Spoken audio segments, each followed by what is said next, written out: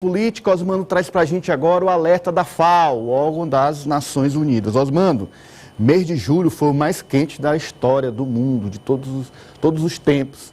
A gente tinha ouvido isso há algum tempo atrás, temperaturas elevadas, parece que a gente chegou numa situação que já nos faz pensar o que nós precisamos fazer de imediato, de urgente, para que não fique numa situação irreversível. E isso, de fato, está causando preocupação na ONU, Osmando.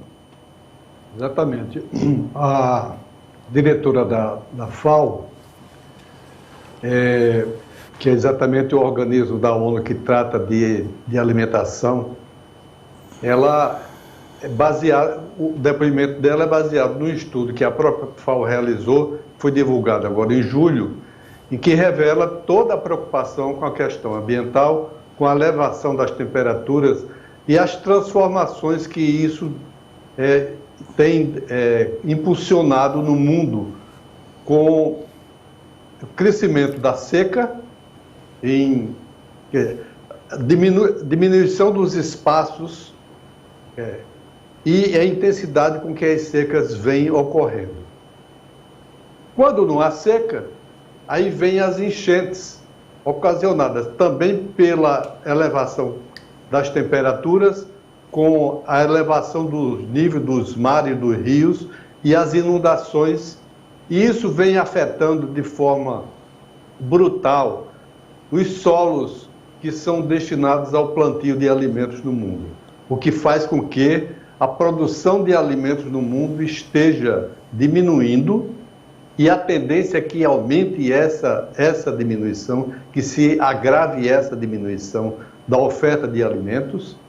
E o mais grave é que isso ocorre com mais frequência, com mais intensidade, exatamente nos países mais pobres da África, da Ásia e de grande parte da América Latina, que são países pobres, com dificuldades, com crises econômicas constantes e com falta de recursos para investir na preservação ambiental. Você tem uma ideia? Segundo o estudo da FAO, existem hoje no mundo entre 780 a 821 milhões de pessoas submetidas à fome, com tendência a crescimento.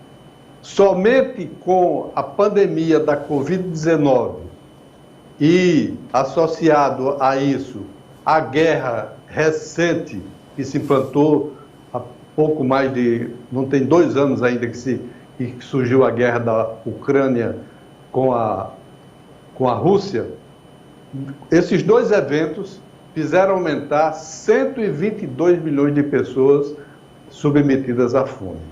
Então, isso é uma questão gravíssima e ela faz uma advertência e aí reitera todo aquele esforço, todo aquele discurso, toda aquela pregação que o presidente Lula tem feito mundo afora por onde ele passa, de que é preciso que os países ricos, e ela chama diretamente a atenção para isso e a responsabilidade para isso, cumpram aquilo que acordaram em Nova York, em 2015, e no Acordo de Paris, de 2015, que é considerado o Acordo Climático, onde os dirigentes dos países ricos se comprometeram a liberar por ano 100 bilhões de dólares para o enfrentamento das questões climáticas, para permitir o desenvolvimento econômico, o desenvolvimento agrícola, e fazer a preservação do meio ambiente. Sim.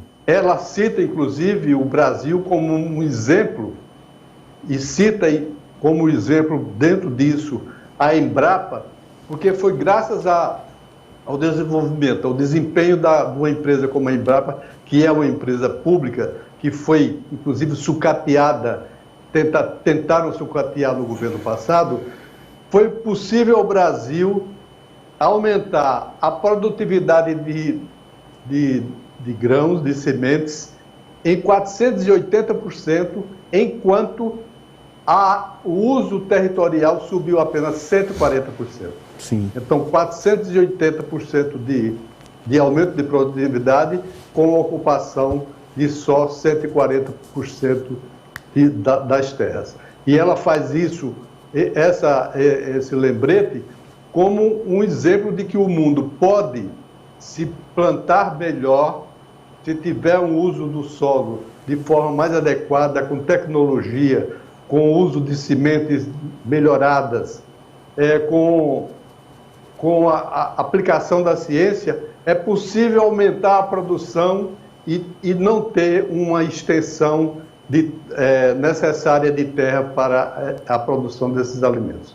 Então, é fundamental que os países ricos, ela volta a cobrar, passem a cumprir aquilo que firmaram em 2015 e que nunca cumpriram. E por não terem cumprido, ela mesma adverte que a necessidade hoje não seria só de 100 bilhões de dólares por ano, mas já de 200 bilhões de dólares. Sim. Então, isso é uma situação gravíssima que o mundo precisa enfrentar, tem que ter a coragem para, segundo ela, não passarem vergonha como estão passando. Hoje, Marta, na cúpula da Amazônia, o presidente Lula foi certeiro e foi enfático e disse, olha, o dinheiro não é para mim, não é para o governo Lula, o dinheiro não é para o Brasil, o dinheiro é para a natureza.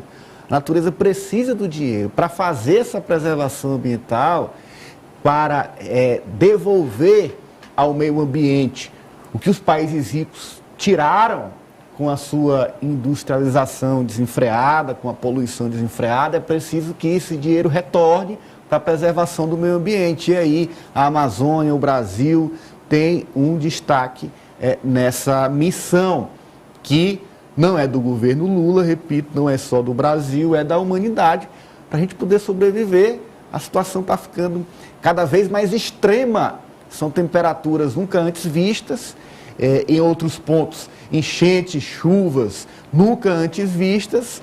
Enquanto isso, a destruição e as pessoas morrendo. Não está difícil entender que é preciso fazer algo agora e que isso custa grana, Marta.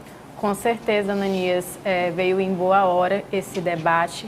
A gente viu que, se eu não me engano, 8 países estiveram presentes aqui, lá em Belém, para discutir na cúpula da Amazônia esse tema que ganha cada vez mais força e merecidamente. A gente está vivendo, nos dias de hoje, consequências de atrasos que a gente viveu no passado, de desmontes que a gente viveu. Inclusive, aqui no Brasil, o governo passado deu zero atenção às pautas ambientais. A gente também passa por um debate a respeito da exploração ou não de petróleo na margem do Amazonas. Enfim, todos esses debates. Além disso, ainda tem o projeto, né, a expectativa do governo Lula, a expectativa de que até 2030 o desmatamento seja zerado. Então, assim, uma série de pautas que a gente vê que estão sendo colocadas como prioritárias, merecidamente. Sim. Cada dia ganham mais importância na mídia e nos demais países. A gente vê, como o seu Zé acabou de colocar, o pedido para que esses países mais ricos se esforcem mais, afinal de contas, eles têm as condições totais de ajudar com que esse projeto evolua e vá para frente. E a gente sofre as consequências diretas da falta de cuidados com o meio ambiente.